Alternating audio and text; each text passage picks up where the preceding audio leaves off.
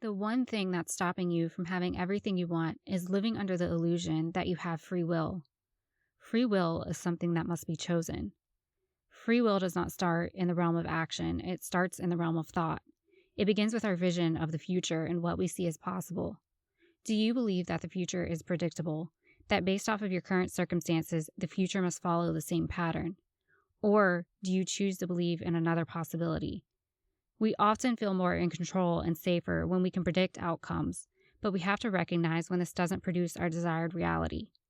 Life is a mirror for what we believe is possible and what we believe we are capable of making happen. When our thoughts and emotions are suspended in disbelief, our reality becomes suspended in a matrix of limitation. If our physical reality feels stuck or limited in some area, it's because possibilities feel limited or what we are capable of feels limited in that area. And this can go deep. It can be difficult to uncover. It can be feeling like you can't change who you are, how you feel, or what you struggle with. It feels like there's no solution. But this is a limiting belief that limits our reality. It's okay to not feel at peace with your current situation, but what about when you look into the future? Can you envision peace and joy, and do you feel capable of taking the steps to create it? This is an indicator of what you're in the process of creating. If possibilities feel limited, that means access to your inner feminine is limited. Not feeling empowered to make changes or take action means access to your inner masculine is limited. And we need both the feminine and the masculine.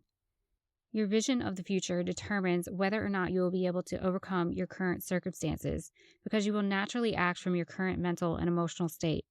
What often causes us to struggle to break free from limitation and create our desired reality is where our experiences up to this point have taught us to place our energy. We've been taught to put our energy towards appearing to be this ideal version of a human being who is kind, compassionate, caring, strong, in control, stable, successful, and capable, despite the fact that our negative experiences have taught us to believe the opposite about ourselves. We then feel the need to put all of this energy towards maintaining appearances and trying to convince ourselves that we're up here when we really believe we're down here. It's not that we're actually down here, we're just not seeing the beliefs making us think that we are. So we then put a lot of energy into compensating for that. We've become so used to exhausting ourselves over this since childhood, we don't even realize we're doing it. In order to compensate for the negative feelings, we often have to rely on comparison or trying to be the best at following the rules around what kind of person we've been taught we should be. Our egos are built around the belief that we will be more rewarded or we can avoid more pain by doing this and moving away from authenticity and what we truly desire.